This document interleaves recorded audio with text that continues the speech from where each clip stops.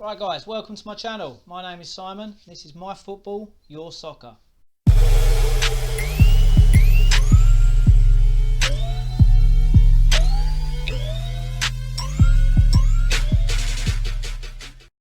Right guys, the purpose of this channel is to bring you the latest news in the EPL, the gossip, the hot topics. But most importantly, live streaming with you guys during the weekend's games, getting you guys on board, getting you in, giving me your thoughts and opinions, and just having a bit of fun, bit of banter with it. So let's crack on and get stuck in. Right, let's kick things off with the biggest news this week in the UK. There's a lot of people talking about this, and that is Gareth Bale. To be fair, I always give Mourinho an hard time. I think in today's game, you need to know how to manage players, how to develop players, not just park a fucking bus. But does he have a point with Gareth Bale this week? Are we starting to see why he's being dropped? He's not even warming up for games since they got knocked out of Europe. Anyway, he's come out this week and playing for Wales. He said, "I'm feeling fresh and ready to go. I always think when things aren't going too well at a club, it's nice to get away, especially mentally. Get away from the club environment. Definitely it can be a benefit. We focus on these games for Wales, which are very important for us. We forget club life and concentrate on this." He carried on to say, "It's no distraction for me coming into the Euros. The original plan was only to do a season at Spurs, then after the Euros, I'll still have a year left at Real Madrid.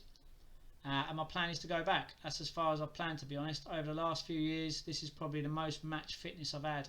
I'm feeling fresh and ready to go." I'd love to know what the Spurs fans actually think about this, because from the outside looking in, the bloke is on £650,000 a week, and that is split down the middle. Spurs are paying for half of that, and Real Madrid are having to lump up just to get rid of him, just to get him out of Madrid, I think. But don't get me wrong, he looks good when he's on the ball. He looks like a worldie. He does well, but it looks like it's more for him than Tottenham. I don't think he's got the heart in Tottenham anymore. He gave it a big one about coming home after 8-9 years on social media. I just don't see that spirit in him. And then a few weeks ago, Mourinho having to come out to the media when they was getting on his back. He said, Bale posted a picture of himself training yesterday saying he feels good, he feels strong. Mourinho had to come out and defend the club by saying he hasn't really been training. He's told us he's got a knock, so we've sent him for scans. Shit like that, and I think Bale's sort of digging himself a little hole. Plus the bloody ex-Real Madrid chairman came out yesterday saying both Bale and Tottenham are not happy with the situation. Alright, why are Spurs not happy with it? Well, because Bale's attitude's shit and he's not putting in the graft. Exactly why Zidane said when he came back to Real Madrid that he wasn't in his future plans. So yeah, let me know what you think. Give me a comment below. Look, to be fair, I love him for Wales. He's like the new national hero, like Ryan Giggs was.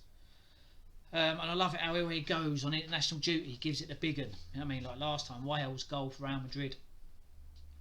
And that's, Bale's come back to the UK on the back of his amazing reputation of being a winner. Like I said, Zidane told him he weren't in his future plans. The Real Madrid fans get on his back a bit. I think, that comment, Wales goal for Real Madrid, wouldn't have helped. Plus, he's been a bit of a sick note like Darren Anderton was for Tottenham. But for Bale, it was a win-win. He gets the same money, gets out of Madrid because he's getting a bit of grief, and then hopefully come to Tottenham and get a new contract.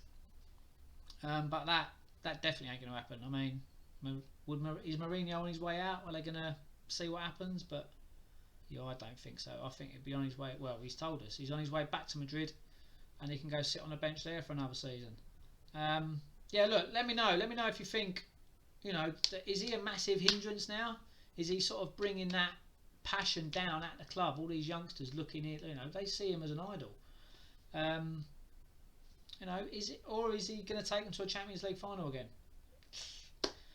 Who knows? Let's be honest. Tottenham don't spend money if they don't have to. Levy is shrewd as fuck.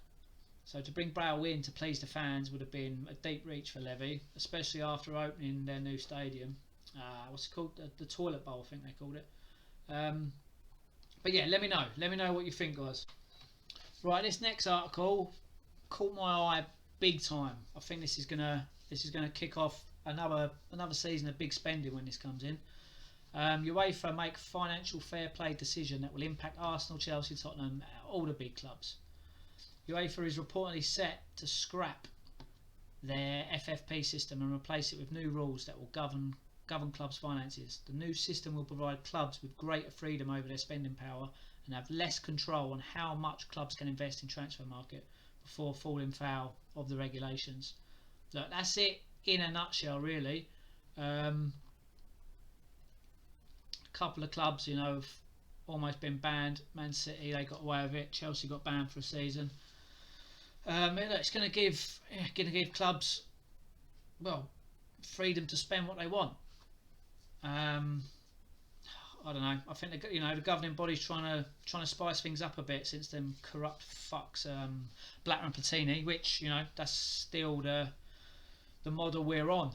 They left their power with smiles on their faces and money in their pocket. This is good and bad for the EPL. The good I think outweighs the bad. Obviously, this would affect the smaller clubs, and ultimately will increase the revenue for the bigger clubs. The classic rich getting rich and the poor getting poorer. But you can spend big money. Sometimes it works, sometimes it don't. Like Ronaldo joined Juventus for 100 million euros, and then in the first day of shirt sales, the club took in around 70 million euros. So, they earn their money back within the first bloody week. Job done, innit? So look, the only reason I see this good for the long term is the increased chance of one of our little clubs getting bought out by some billionaire would be nice. And it subdues the talk of this Super League that just keeps echoing around, man. Like, can you imagine if all the top 4, top 6 clubs from all over Europe joined the fucking league? It would just kill the Premier League. I mean, it'd be good for the smaller clubs. We might win a trophy here and there, but we want this league to be the best league in the world always, and that's what brings the big names in, the big players, the big money. So I don't know. I think just let the cat out of the bag and roll with it. Because let's be honest, like United paid £89 million to get Paul Pogba back for a record fee at the time, and I mean, has he had the passion? Has he proven he was the most expensive player in the world? I don't know. I think he don't show much passion for that badge. Does for France, did for Juve, and that was part of the reason Fergie got rid of him originally. He saw how hard it is to deal with these super agents, which that's got to be another video, because they're what's killing the passion, not of the game, but the players' passion. Because they get to the end of their contract, they get within a year of the end of their contract, and the agent's sniffing around new clubs, getting a new signing fee, get some more money in his pocket. They're generally clever blokes, and that's the reason Fergie didn't hang on to Pogba. Because come the end of the contract, boom, agent sniffing around other clubs trying to get another sale. And you look at, alright, I'm a West Ham fan, you look at Thomas Souček. We paid £15 million, which is peanuts in today's game, and he's probably the best producing box-to-box midfielder there is on the market right now. 15 million. So there's plenty of talent out there. It's just teams spending the time developing their scouting units, and just getting out and having a look instead of going for these big fuck off names that cost 150 million. Develop these scouting units to go out all over Europe and find these players. Look, for instance, Harry Kane, these managers need time to develop players, and that's what they don't have. Mourinho's never got time. He wants trophies in the first season of fucking playing. He needs silverware to keep up his reputation. But if he had come in when Pochettino come in, Harry Kane might never have been. It took him a long time to get going, Harry Kane, and that was all down to Pochettino putting in the work, putting in the effort, developing Kane into being one of the best strikers in the world.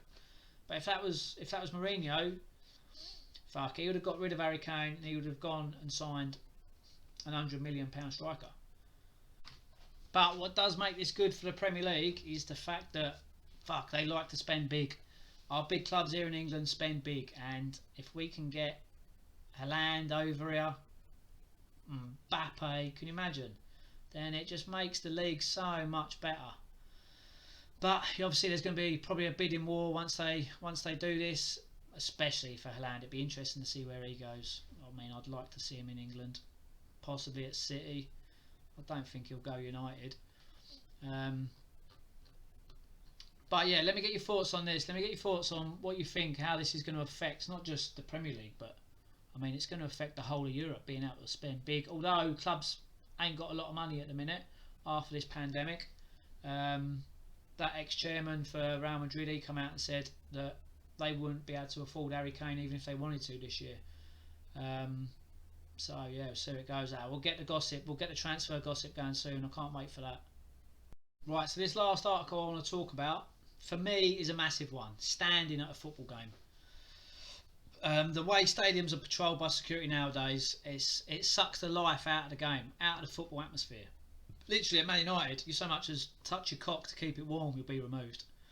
I mean, the working class, the true supporter, work their nuts off not just for them to get to a game, but to take their kids to a game. It's fucking expensive. Don't get me started on the prices. I mean, we'll have to do a video about that one day. But to be told to sit down, shut up, it's what's taking the joy out of the game. And you know, when new fans see that as the norm, sitting down, keeping quiet, it puts nerves into the other fans to get up and sing songs such as "Come on, you irons" or calling the ref a cheating cunt. But the news of stadiums putting in safe standing has been increasing over the past few years. I mean, I won't go into the horrific stories as to why standing, was banned originally, but we can get into that. But putting in the hard work now to allow safe standing is only going to bring back the passion at the football and the love of the game. It doesn't bode well for these cheating refs though, if we can get up and scream what the fuck we want. Manchester City are set to install just over 5,500 rail seats this summer to enhance supporter safety at the Etihad Stadium.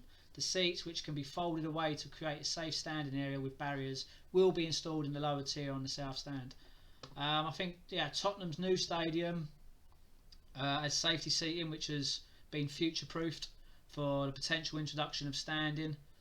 Wolves have recently installed barrier seating at their ground as part of their trial, with Man United scheduled to install barrier seating at Old Trafford this summer. Look, I know this news isn't jaw-dropping, it's not fresh off the press, but these things are massively important to our game of football. The fans are the only reason these players have a job. They can mess around, go from team to team, fucking talk to their agent, get moves. They can put in half shifts at training if they want, such as Bale. But if it wasn't for the working class going to work every fucking week to buy a ticket, buy that shirt for their kids with their idol's name printed on the back, they'd be piss farting around like the rest of us, telling stories of what ifs. I was back in the UK 2 years ago and got myself to a West Ham game.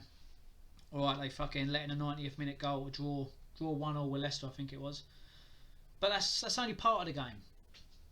And for many others, it's about turning up, supporting your club and having a bloody good time doing it. And that for me is where the passion for this game is being lost a little bit. Not being allowed to enjoy it to its full potential. But, this news of the stadium starting to introduce standing, it's a brilliant step to start allowing the supporters ultimately to go fucking mental.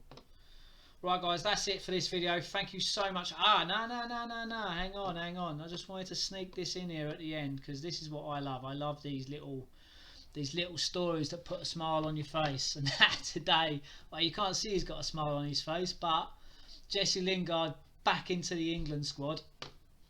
And, quite rightly I think, obviously being a West Ham supporter, but him turning up to England training in his fucking West Ham training gear is brilliant. I've seen a couple of photos with him and Declan Rice having a bit of a laugh on the pitch. This is the smiles we want. He's always got a smile on his face, to be fair, but he's gone through a bit of shit at United. He's a bit of fresh air. Southgate's actually told him you need to go out on loan if you want to get back in the England team. He's done that, and he's done fucking wonders at West Ham. He looks sharp. He looks quick. He looks happy as well. So I just wanted to sneak that one in here at the end. Him turn up to England in his West Ham shirt. Right, that's it for me, guys. Thank you so much for joining me anyway. So if you could support the channel, put a thumbs up, please subscribe. hit that alarm button so you know when I'm going to be streaming, and then you can jump in, get involved, and I'll get you on the live stream, and we'll have a little chat, bit of a laugh. And yeah, that's it from me. Thank you so much, and I'll see you next time.